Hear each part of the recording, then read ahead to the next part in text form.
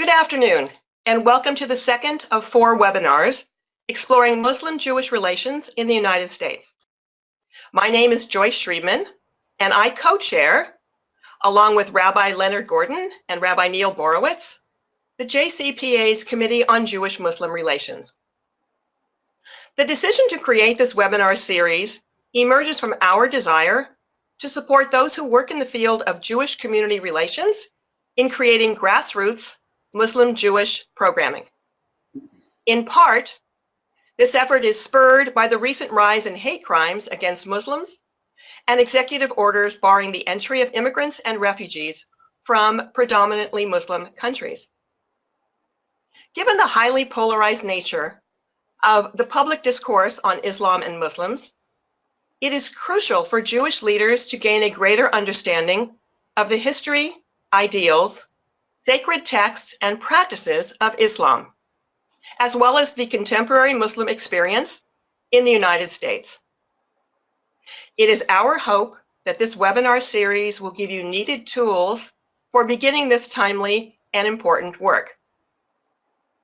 It is my pleasure to introduce our esteemed speaker and my friend, Imam Antepli. After his presentation, we will have time for questions and answers. You can write your question in the question and answer box in the webinar control panel at any time, and I will ask them on your behalf during the Q&A session.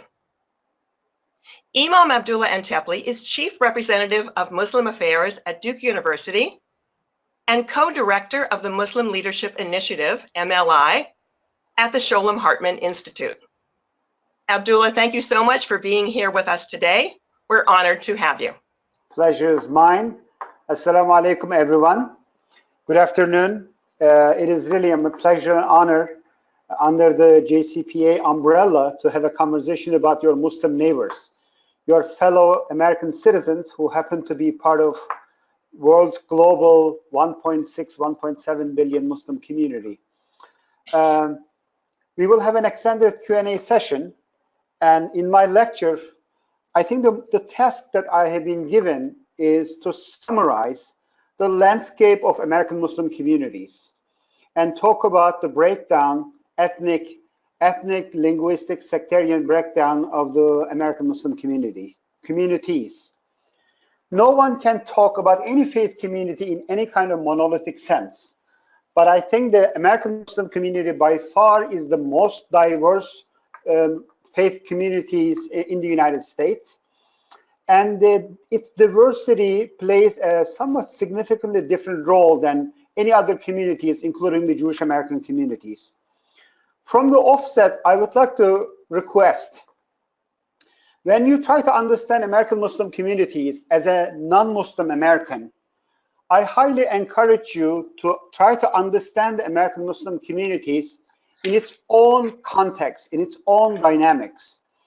I find often very unhelpful if you keep your Jewish communal lens, if you bring your vocabulary, however you define and see Jewish collective psychological makeup, Jewish organizational structure in the United States, and try to understand the Muslim version of those realities. Often it's misleading, confusing. In other words, don't look for Muslim ADL, don't look for Muslim AJC, don't look for Muslim JCPA or Jewish federations, because each community gets organized differently, and particularly American Muslim community is somewhat one of the most ancient indigenous American faith and religion, but in some other ways, as I will explain, significant part of the American Muslim communities are somewhat recent immigrants. About 2/3 of American Muslims are either themselves or their parents were born outside of the United States. In some ways, like Jewish community in 1920s and 30s, and maybe even after the Holocaust. So there is a room for comparison. But to bring those Jewish lenses and look for identical institutional structure, identical communal and collective and civic landscape will often end up nowhere. The second most important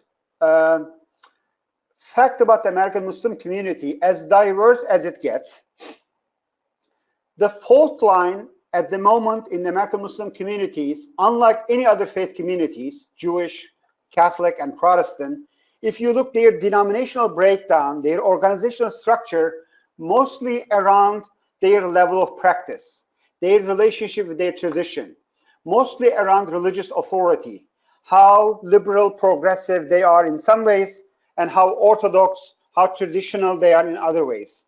That would not be the case for many, many American Muslim communities. The fault lines, what seems to be so far causing those boundaries, intra-Muslim boundaries in American Muslim communities, are mostly ethnic, racial, and most socioeconomic, I would say, in addition to ethnic and racial as well.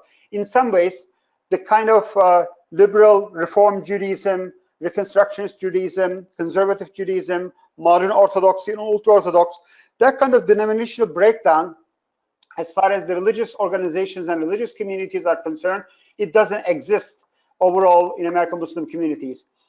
There are two major blocks or camps. One would argue 1/3 of American Muslim communities, and when I say American Muslim communities, no one knows the exact number. It's very difficult to count people based on their religion, but the numbers go between 2 million to 15 million. And whoever says what about the number of American Muslim communities would be quite telling. It says more about the people who say it than the American Muslim community. But in my own humble estimate, I think it's a safe estimate that there are 4 to 5 million American Muslims living in the United States.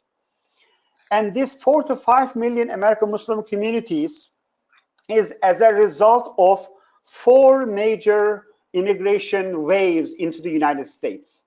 You cannot talk about American Muslim landscape or American Muslim communities without going through a brief historical survey. This 4 to 5 million, however number they are, American Muslims arrived to this country in 4 distinct waves of immigration. And I would like to introduce American Muslim landscape through these 4 major immigration waves to the United States. The first wave of immigration, the first wave of Muslim immigration to the United States is as early as the country's history, except the Native Americans. Many, no one knows the exact number, but many of the, up to 1/3, maybe 40% of the African slaves who were not immigrants, as some politicians irresponsibly say, they were not coming or seeking better opportunities in this part of the world. I will not go in detail the kind of immoral, unethical, destructive, horrific legacy of slavery, but just to say, many of those people who were shackled, inhumanely brought to the United States, and many of the wealth, comfort, socioeconomic development that we are enjoying today is created on the back, blood and sweat of these slaves, which we should be eternally grateful for. Many of these people were Muslims. Many of them were actually educated Muslims. But the destructive nature of slavery didn't allow this first wave of Muslim immigrants to retain their cultural, linguistic, and religious identity. And in almost 1 generation or 2, many of their religious background, which they brought from Africa, completely wiped away from these first generation, first Muslim immigrants to the United States. Many of them were forcefully converted to Christianity, most of Protestantism. And this Islam had no chance to survive, to create an American Muslim identity or to indigenize Islam as a religion to Americas. It wasn't completely wiped away. There are still elements of this Islam for a lot of historians who study the early arrivals, early slaves who arrived to the United States from Africa. But something really incredibly miraculous happened in the late 19th, early 20th century. As the slavery abolished, and as many slaves, former slaves or the children of former slaves, moved from rural south into the urban industrial north, many of them were looking for a language. Many of them were looking for a way to express their black suffering, their struggle in the United States.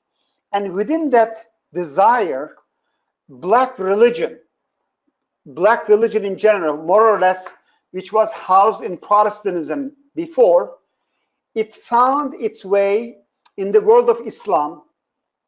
That soul search within the black community, led by a few individuals, Wallace D. Fard, Elijah Muhammad, in early 1920s and 30s, basically created a brand of a version of Islam.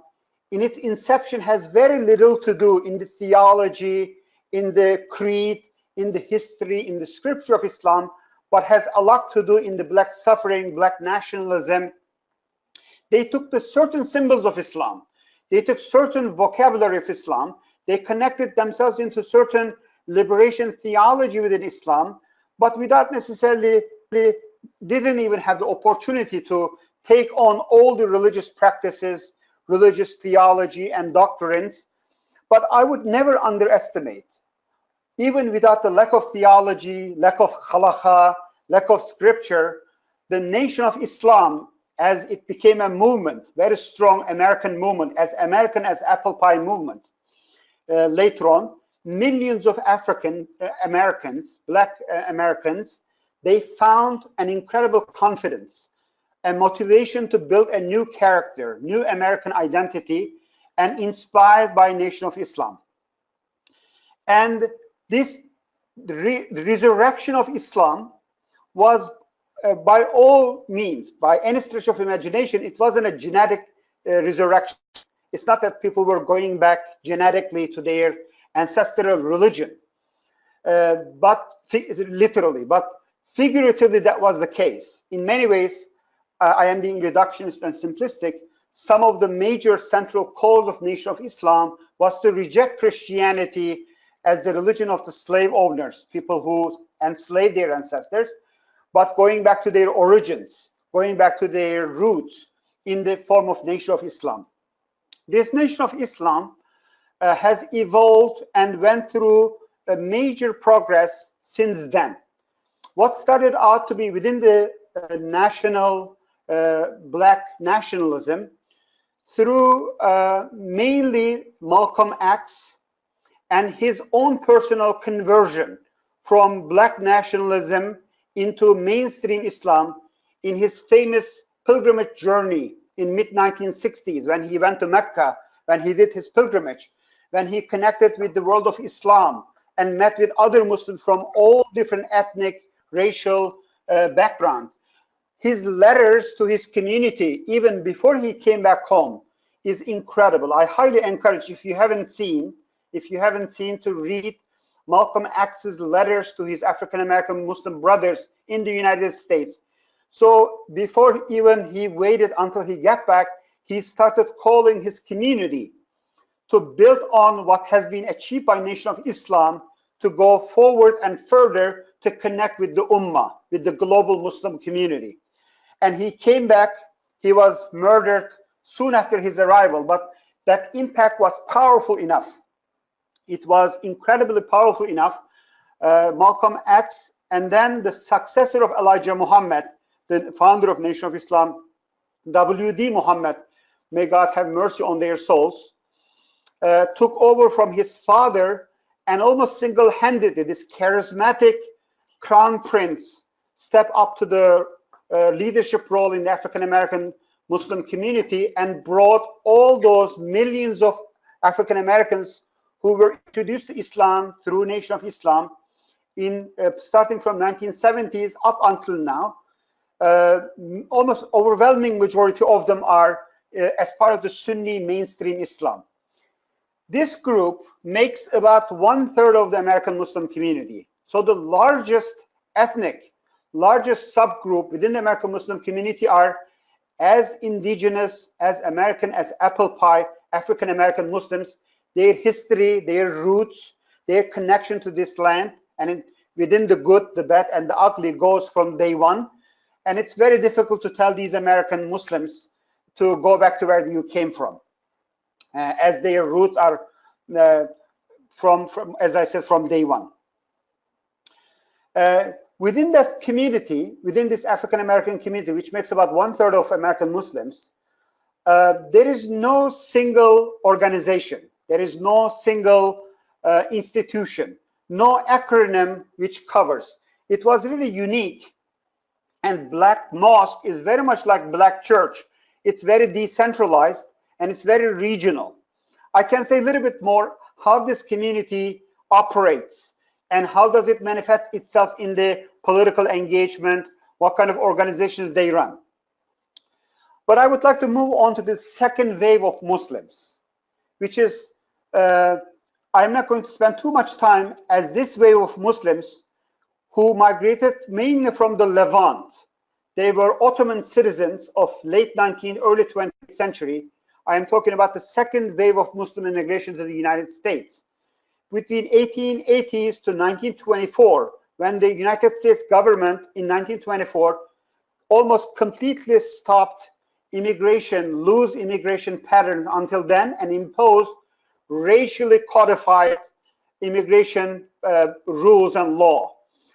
Which effectively kept anybody who's not white Protestant and Western European prevented large number of them migrating to the United States. But in that window, when Ottoman Empire was falling apart and crumbling, hundreds of thousands, no one knows the exact number, of people from Syria, from Lebanon, from Israel, Palestine today, Iraq, southeastern part of Turkey, migrated to the United States. They're seeking better opportunities. They don't want to be drafted to Ottoman army. But this wave of Muslims also had no chance to introduce Islam permanently to the American religious landscape because their immigration was abruptly stopped in 1924. And many of these people were coming from the rural areas. They were skillless laborers. And they didn't have the intellectual, spiritual, religious power to compete in the religious and the spiritual market of the United States. Many of them, they had no chance to go back and bring their religious leaders and scholars back to the United States. They built mosques in the rural Iowa. One of the oldest mosques built in the United States is in somewhere in the middle of cornfields in Iowa, if you can imagine. In some of them in Edmonton, Canada. Or they were mostly farm workers. Many of them came to Dearborn, Michigan area and worked in the automotive industry as well. But this wave of immigrants did not have what it's required to make Islam as a permanent reality in the United States. And many of them in 1 or 2 generations got assimilated. They married to non-Muslims, which American melting pot was able to swallow many of those people. The third wave of immigrants, the third wave of Muslim immigrants, which I am part of, which many Muslims, about 2/3 of us, is part of, happened in 1965. When and 2 things happened in 1965, which is very significant. What was happening in 1960s in the United States? Civil rights. I think as a nation, civil rights was an incredible way and painful one. We were trying to recover from deeply rooted racism. As a nation, we came a long way. We didn't defeat racism, but what happened through civil rights, we moved the furniture in our mind and we decided not to talk about race, not to design any part of our life, our government, our immigration policies, the way we have been doing it in the past. So race became a different issue after 1965 or in 1960s through civil rights movement. In other ways, our hearts and minds have changed about the racial dynamics in the United States and racialization of communities in the United States.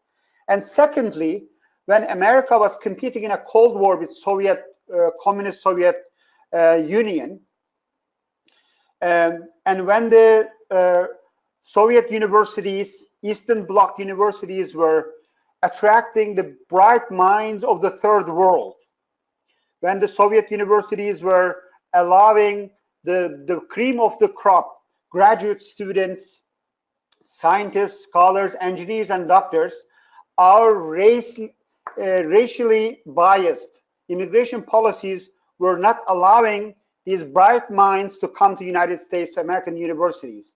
So private sector also pressured American government, and these two forces, one ethical, moral, racial, and social, another one is capitalist and economic, forced American government to liberalize its immigration policies, which President Johnson abolished this race-based immigration policies, which allowed millions of non-white, non-European, non-Protestant, cream of the crop brain power from all over the world, including the Muslim majority world, to come. So that allowed millions of American Muslims today who came to late 1960s and 1970s and 80s to this country as graduate students, and 2/3 of the 4 to 5 million American Muslim communities are as part of this wave. I will say a lot more about this wave, but I quickly would like to mention the fourth wave of immigrants, which is very relevant to today's conversation, as Joyce mentioned about President Trump's ban on Muslim refugees, etc. The fourth wave of Muslim immigration happened in 1990s and still happening, when American government finally grew some morality and moral courage and started accepting a lot more refugees to the United States. And in so many ways, the current administration's racially biased and, to me, un-American anti-immigrant sentiment in the current administration is an attempt to undo what happened in 1960s and what happened in 1990s. What happened in 1960s, we liberalized our immigration policies. And what happened in 1990s, we started accepting a lot more refugees. We are not accepting as many as Scandinavian or the European countries, but we started accepting people running from war, genocide, and the death and destruction, which allowed hundreds of thousands of Eritreans, Ethiopians, Bosnians, Meskhetian Turks from Soviet Russia, who were citizenless and paperless since Stalin for about 6-7 decades. About 400,000 Americans in 1990s and 2000 migrated to the United States as refugees. They were not graduate students. They were not coming here to become engineers, scientists, and doctors, but they form a significant part of post-1965 Muslim communities today. What is so unique about this third wave, post-1965 Muslim community, is unlike the first and the second wave, and unlike even the fourth wave, this third wave of Muslim immigrants, they had all the intellectual, they had all the spiritual, economic, personal, and collective skills to introduce Islam as a permanent reality to the United States. I still argue American Muslim identity as a coherent, diverse, but as a harmonious American indigenous cultural religious identity is far from a reality. As we can talk about American Jewish identity, American Catholic or American Protestant identity, I don't think we still have. It's in the process of making. It's happening. It's emerging. But American Muslim identity is still yet to be permanently American, and in a spectrum way. It didn't establish itself in denominational American structure. But this third wave of these graduate students who came to the United States after 1965, they knew exactly what to do. And they made Islam as a permanent reality. They introduced Islam, and they immediately went back and brought their scholars, their imams, their religious leaders. They knew how to quickly organize themselves to build mosques, Islamic schools. But what is unique, their attempt to survive culturally and religiously end up becoming almost a struggle not to retain and preserve their religious identity, but also sometimes even more so to retain their particular ethnic, racial, and religious identity. That explains why the fault lines within the American Muslim community is ethnic, not religious, or not the level of practice. So Turks went back and brought Turkish imams, Pakistanis went back and brought Pakistani imams, Middle Easterns, North African, Arab Americans went back and brought their Arab imams. So most mosques in the United States by outsiders and others are often called as, this is a Turkish mosque, this is a Pakistani mosque, this is an African American mosque, etc. So many of the mosques end up becoming cultural preservation centers, in addition to teaching Islam, doing 5 daily prayers, doing Friday prayers, leading religious services, teaching theology. But most mosques also end up becoming places where people make sure their children will learn Urdu, Arabic, Turkish, Bahasa Malayu, whatever other ethnic languages they bring. So in many ways, many of the mosques function as community centers, as cultural centers, in addition to being a mosque as well. So in the remaining time, I would like to identify and outline how this post-1965 communities, which makes about 2/3, again, I am little bit hesitant, sometimes hurtfully, without even knowing, one can talk about this more visible American Muslim immigrant community and undermine and trivialize the indigenous 1/3 African American Muslim community. One has to hold these realities at the same time, and I can say a little bit more about in the Q&A session, if that's your curiosity. What is the relationship between this 1/3 indigenous African American Muslim community and the 2/3 post-1965 immigrant, first, second, and now third generation immigrant Muslim communities? When large number of graduate students, young professionals, and expats came to the United States and wanted to survive in so many ways, they wanted to be as American as apple pie. They wanted to realize American dream as quickly and as efficiently as possible. And this post-1965 community, they succeeded. Their story of integration to American society, their ability to evolve from a broke graduate student into suburban resident American, socioeconomically, culturally, it's one of the most successful and quickest American immigration story that I know of.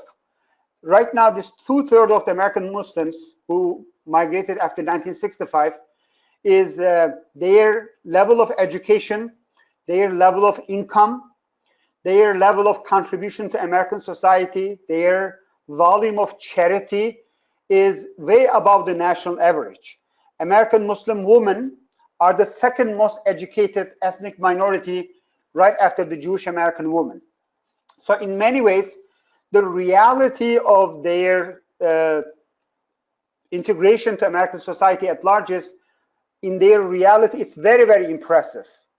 But of course, after 9/11, their perception, unfortunately, their perception in the American society, what average Americans think of American Muslims at large, there's a long distance. There is a very painful space between the reality of American Muslim identity, American Muslim communities, and the perception of American society. This is also one thing that we need to speak when we talk about the American Muslim community.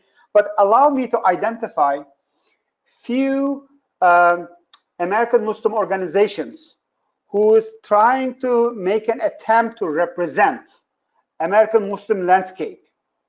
But again, as I started out saying this, none of these Muslim organizations are as successful, as authoritative, as standing. They have yet to build the kind of services, relationship, and investment to be able to create inroads and connection with the vast majority of the American Muslim community.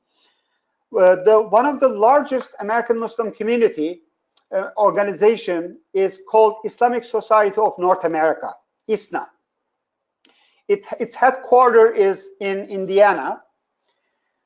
It is a natural evolvement of Muslim Student Association, National MSA, which was built in 1963 by many, mostly Middle Eastern and North African and South Asian PhD students who started these Muslim communities on college campuses. When they graduated, when they started building mosques, they kept MSA National, still operates on college campuses, but they evolved and transformed this MSA National into Islamic Society of North America, which is one of the most ecumenical, which is one of the most, at least in its attempt, in its aspiration to be as representative, as broad, big tent Islam organization. And I would argue, really, at least half of the American Muslim communities, in one way or another, they would feel comfortable under the umbrella of ISNA. Their annual convention, which always happens in Labor Day weekend, not always, but mostly, either in Chicago or in Washington, D.C. If you happen to be in those cities, but this year it's happening, I believe, in Houston for the first time, it is a worth seeing American reality. If you want to see what would, when American Muslim identity is fully emerged, when it becomes as increasingly less immigrant, more American, when it becomes like a Catholic American identity, Jewish American identity. If you want to see what would it look like, I highly encourage you guys to visit ISNA conventions, which bring somewhere between 20,000 to 40,000 Muslims over a weekend. It is a worth seeing, where I always try to go, because that's the only one time where you feel you are not a minority. You are surrounded by so many other fellow American Muslims. In its inception, ISNA, as I mentioned, mostly founded by people who came from two geographical areas.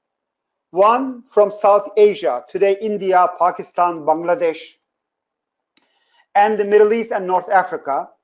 And inevitably and understandably, these graduate students, these first generation immigrants, when they were trying to negotiate their religious and cultural identity, they brought their religious flavor. They brought their religious understanding. They brought their community struggle.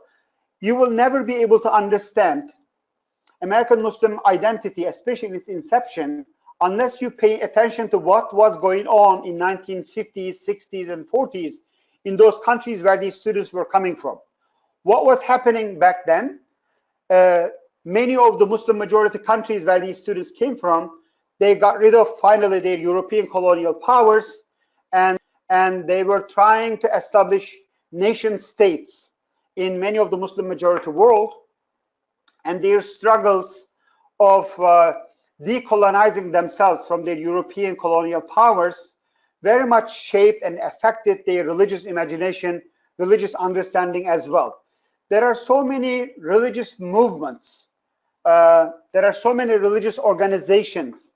The religious life in Muslim majority countries where these Muslim students came from, the United States, pretty much many Muslim organizations and movements became the continuation of these movements and organizations. I want to point out, Joyce's beautiful face is already up. Few more organizations before we open up for the conversation, Q&A session as well. There are few organizations who again strives to represent the American Muslim community as much as they can. One of them is Islamic Circle of North America. This is, I think, the second biggest one. And the organization Islamic Circle of North America, which I will provide their websites. I highly encourage you to check their websites. There's a wealth of information. This particular organization mostly tries to represent and founded by and built by, still nurtured by South Asian descent, either first or second or third generation Pakistani, Indian, Bangladeshi Americans. Mass Muslim American society is mostly Arab Americans, Arab American communities. Many of its founders and current leadership is primarily from the Arab American community from Middle East and North Africa. And CARE, which has somewhat mixed reputation within the Jewish community, Council of American Islamic Relations, is another major player as a civil rights organization, try to advocate civil rights, aspires to be the Muslim ADL, to combat Islamophobia, anti-Muslim bigotry, and defend primarily the civil rights violations, human rights violation of the American Muslim communities. That's another somewhat representative. You may like it or not, its history with the Jewish community or its history with the law enforcement in the United States, how representative, but it's a very significant and major role player. If you want to understand American Muslim, there are several other organizations that I would like to mention, but we are running out of time. Despite all these wonderful attempts, I would say, all the acronyms, all the major American Muslim organizations, if you put them all together, I think they are still struggling to get the buy-in, get the recognition, the authority from the American Muslim community. Most of the Muslim Americans are organized in the local level, in the regional level. Mosques continue to be very central in their lives.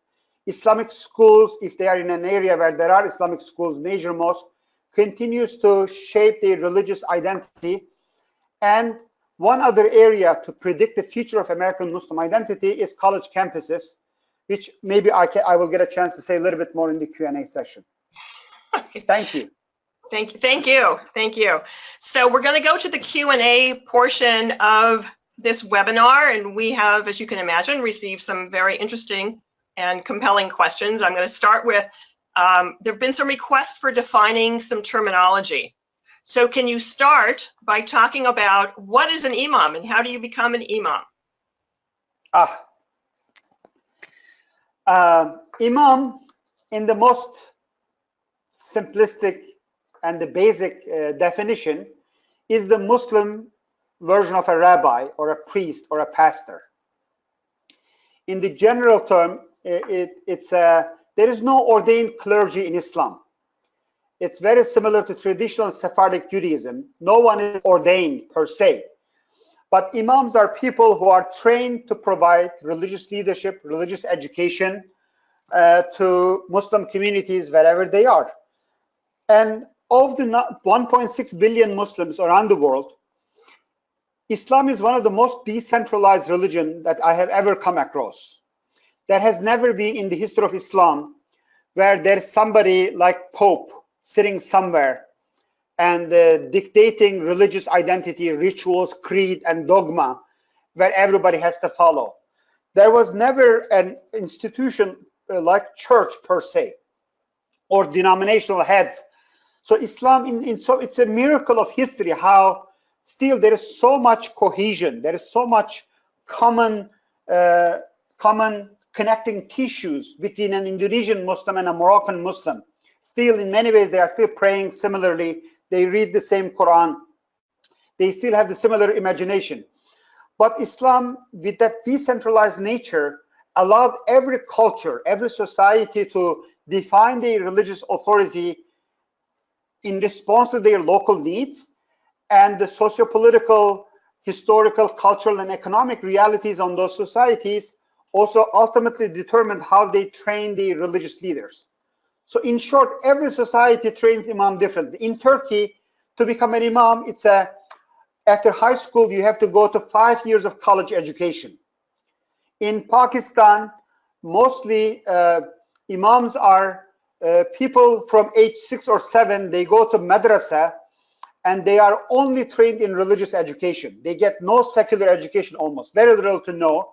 They only study and memorize Quran and Islamic studies, and then they become imam. These are two extreme examples.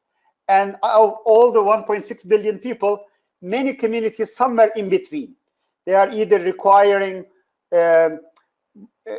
imams to earn college and graduate degrees, or pretty much like the ultra-Orthodox community, both in Israel and the United States, how their religious leadership is people who are from early years of childhood just go and study religion for many, many years, and they are somewhat recognized and ordained later on to lead their community. Okay. How about Sharia? That's come up in some questions. People are curious as to what it means. How does it relate to American law? For this audience, I think it's not too difficult to understand Sharia. One can argue Sharia is exactly what halakha means. Sharia, I know it's such a toxic term, and there is so much negativity, negative connotation has been built into this very central concept in Islam. But in short, what Sharia doesn't mean is there is no single blueprint, cover to cover, coded, frozen, canon or law. There is no such thing. Like, just find me. I am asking all these Americans losing sleep over the fear of Sharia. Have you ever seen a Sharia book? Have you ever seen a Sharia book, a frozen law book that Muslims are somewhat eternally obliged to follow? There is no such thing. Sharia is the negotiation of human experience with divine revelation. What we call tradition is the combination of these two things. Divine revelation, what's been revealed to Prophet Muhammad and all the prophets before him, all Torah, Bible, and the Quran.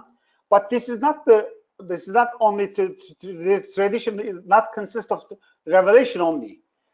The human engagement, human negotiation, human knowledge, ongoing and evolving negotiation with divine revelation, that oceans of literature trying to understand God's wisdom from how to design and shape your religious life into how to design your family life, what kind of food do you eat, etc. That's how I see halakha as well, that oceans of literature trying to understand the wisdom of God, how to live a life which is God-centered, how to live a life where you are aspiring and struggling to feel the presence of God in your life. This whole network of sensibilities that going back over and over to the canons and the scripture of the tradition, trying to dig out more wisdom, that act, that path to water, which Sharia means, is called Sharia. It's the soul and the spirit of Islam, but it is not barbaric, archaic, primitive laws that cause death and destruction of non-Muslims. Okay, thank you. Your presentation about the Black Muslim community has raised some questions. In particular, some of our listeners are interested in knowing about the tension that might exist between the Black Muslim community and the Jewish community. And perhaps you can talk about that in regard to a broader discussion of the Muslim community and anti-Semitism in the United States. Thank you. That's a great question. I think the African-American community's relationship with the Jewish community, that in itself is a very interesting dynamic. In 1960s and prior to that, these two communities felt a lot of kinship and brethren. And they felt they were two struggling communities. They were partners in social justice. That picture, Rabbi Abraham Joshua Heschel with Dr. King, and many of the Jewish names and the communities who were involved in the civil rights struggle is quite admirable. But I think that relationship since then has evolved and changed. Jewish community and the African American community somewhat went into different directions, and they evolved as a community in different ways. But if we can narrow it down to African American Muslim community, I think many of the Jewish brothers and sisters' understanding of African American Muslims is often affected by the existing elements of Nation of Islam, which is about really less than 5% of the African American Muslim community are still part of the Nation of Islam, and their leader is notorious, indefensible, hateful, anti-Semitic person, Louis Farrakhan. I highly encourage you to never buy into the sound bites you will find very few African-American Muslims, let alone American Muslims, who would have any respect to Louis Farrakhan. And he in no ways, especially his anti-Semitic views, in no ways is representative of the African-American Muslim community or a Muslim community, period. He is a marginal fringe figure, but the regretful polarization, regretful lack of interaction between American Muslim communities and its mainstream institutions and leaders with mainstream Jewish communities allows these fringe, hateful, indefensible, to be reprehensible people to appear much larger than their reality. Unfortunately, they shape the image of Islam and Muslims for a lot of people. That cannot be further from the truth. But if you talk about the anti-Semitism in the American Muslim communities in general, that I wish should be a seminar topic to itself. Muslim anti-Semitism is very different than Christian anti-Semitism. Christian anti-Semitism over the millennials, it derived its force, what fed Christian anti-Semitism, regretfully, came from the very core theology, very core religious imagination of Christianity. I am being somewhat simplistic for the sake of time, but if you look what Christian anti-Semitism fed itself with is the symbol of Christianity, the symbolic stories, Jesus being Jew, Judaism being born out of, Christianity being born out of Judaism. That central elements unfortunately made many Christians very vulnerable to a very unique, very destructive, which ended up in horrific ways, in shameful, disgusting ways in Holocaust. Muslim anti-Semitism, in that sense, has never had chance to drive too much power from the central core elements and the symbols of Islam. Muslim anti-Semitism always existed, but both in the Quran and the Hadith tradition, as well as historically in the last 1400 years, Muslim anti-Semitism in its core always peripheral. It was never at the center. It was never at the heart. And the anti-Semitic reactions to Jewish communities, historically speaking, was always episodic, always depending on the ruler and his relationship with the Jewish community. But of course, that all has changed after 1948. The creation of the State of Israel and the way the Muslims around the world, but especially the Muslims in the Middle East, the way we have experienced the creation of the State of Israel, which is mostly experienced as, seen as, perceived as another wave of Judeo-Christian Western crusaders. It was another colonial power grabbing, humiliating the Islam and Muslim communities and creating that reality in the midst of Muslim world or Ummah. Since then, I am not saying that is the case, but I'm saying that's how it was perceived, and it continues to be perceived by many Muslims around the world, that post-1948 experience have given rise to a different kind of anti-Semitism, which has been on the rise. That anti-Semitism initially in its inception started as a political anti-Semitism. It was a political argument. It was borrowing the protocols of the Elders of Zion or Mein Kampf strategies, the imagination, and giving it a Muslim language.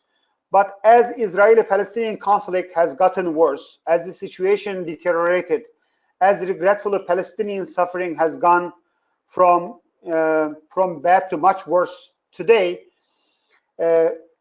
this conflict increasingly gained religious currency, religious language, religious imagination, and the Muslim anti-Semitism, regretfully, that's why I am doing what I do. Muslim anti-Semitism is also increasingly receiving religious imagination. Many Muslims, as a result of this conflict, this painful, toxic, horrific, destructive conflict going on in the Middle East, is going back and trying to push those peripheral, scriptural, historical, and religious anti-Semitic elements to the center of Islam. And American Muslim communities are not immune from this. Every cycle of war, every cycle of conflict and violence in the Middle East between Israelis and Palestinians, unfortunately give further rise, makes more and more Muslims vulnerable to this ugly reality, which is very much alive and thriving, regretfully, in many parts of the world, especially in the United States as well, which can only be cured, which can only be dealt with if American Muslims and American Jews bring their relationship to a level of sophistication and health, where they can talk about Israeli-Palestinian conflict.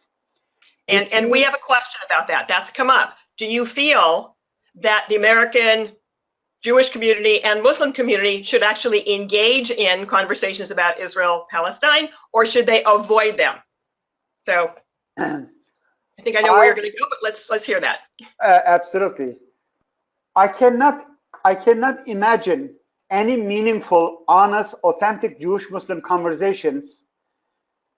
You may not pick that as your number one topic, but from the get-go, from the inception, from the very beginning, if you do not aim to bring your conversation, relationship, friendship, your citizenship, your fellowship to a level of strength where you can and you must talk about Israeli-Palestinian conflict, I believe it's a complete waste of time. I feel very strongly about this.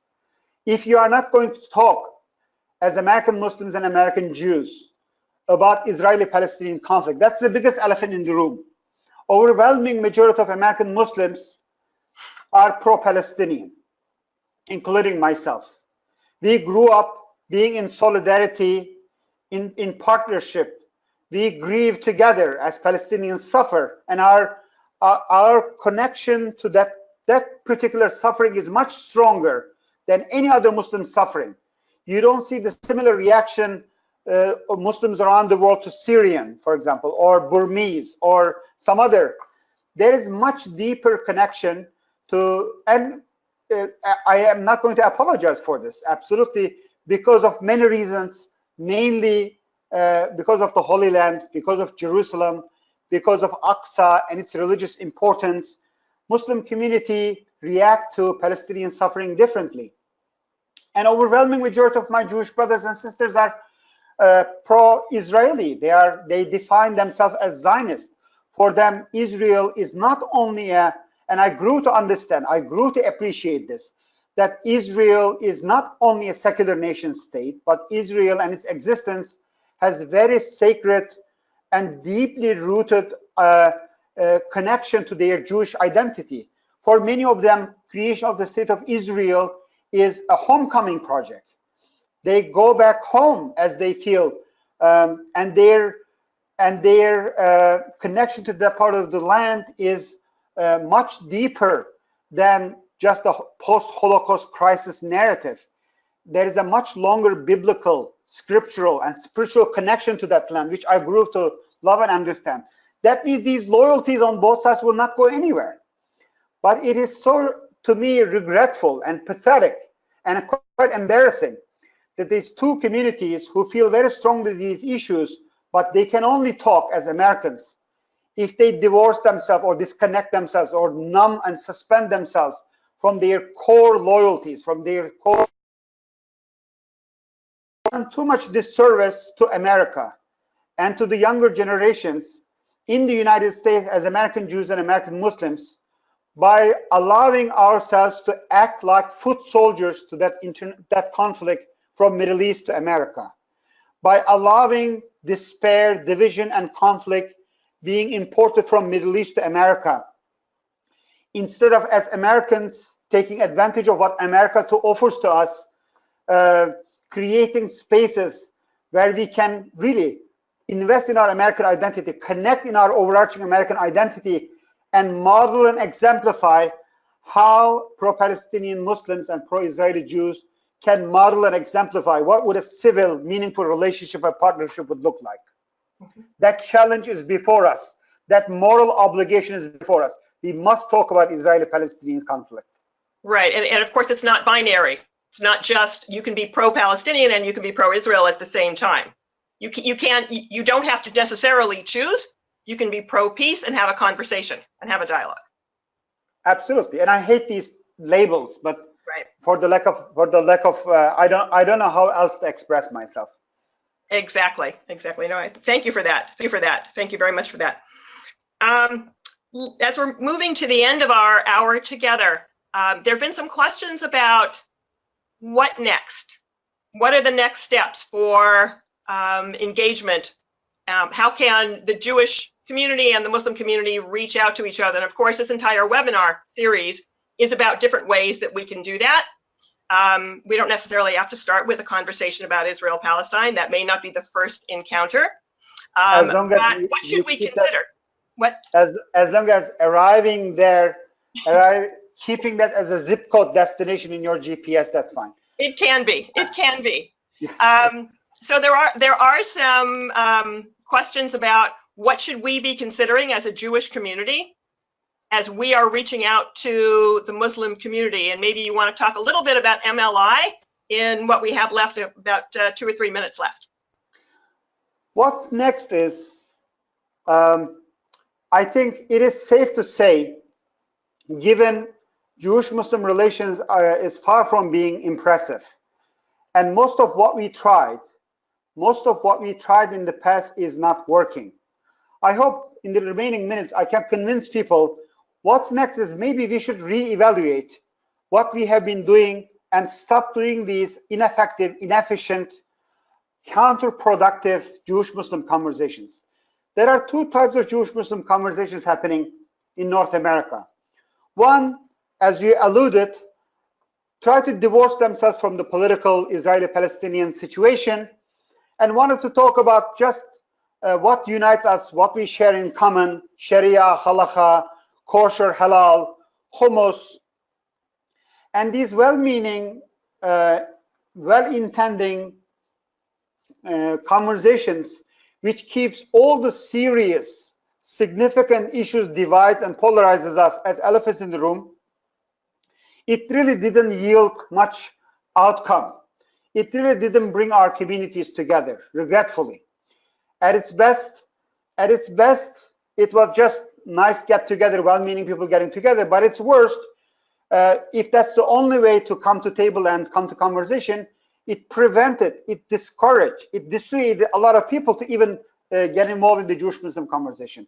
The second type of Jewish-Muslim conversation is just to talk about politics, just to come to table as foot soldiers with the talking points written by politicians in the Middle East or leaders in the Middle East, just to throw self-serving facts to one another, debating politics, which doesn't convince anyone, which makes things worse as well. I highly encourage people to stay away these 2 different conversations. What America can and should allow us to do is, here in America, try to learn each other. What we are trying to do with MLI program is not 2 things. Can we educate? We don't have to agree, but can we educate ourselves the way in which the Jewish community understand themselves? What is Judaism as religion, Jews as people, Zionism as a form of nationalism, and Israel as a secular nation state mean to American Jews? In what broad spectrum way, how do they experience these realities? Can I walk to the aisle and look at your screen, how things appear in a Jewish screen? It makes an incredible way to create a space in your mind and heart. You may or may not agree, but still, you allow a space in your mind and heart to your Jewish brothers and sisters. A similar education needs to be done by the Jewish communities about Islam and Muslims. The second, even if you educate yourself, mistrust, suspicion, and fear is so significant that Jews and Muslims should go out of their way to engage in goodwill acts, trust-building acts, especially locally, regionally, wherever they are, to bring these seen and unseen walls down, should abolish and destroy the litmus test culture, which is devastating, suffocating Jewish-Muslim conversations. Without any litmus tests, without any preconditions, force themselves to engage with each other, and should respond to the moral call from Sinai, asking American Jews and American Muslims to do better, to exemplify and model different conversations in the 21st century. Right, right. Thank you very much for that, Abdullah. Thank you so much. And to our participants, thank you for participating in today's presentation. Our next webinar, and it follows very well on what we've just concluded, is going to be entitled Best Practices for Grassroots Muslim-Jewish Conversation. This is the nitty-gritty of how do we do this. That will take place on March 13th at 4 p.m. Eastern Time. We urge you to register ahead of time.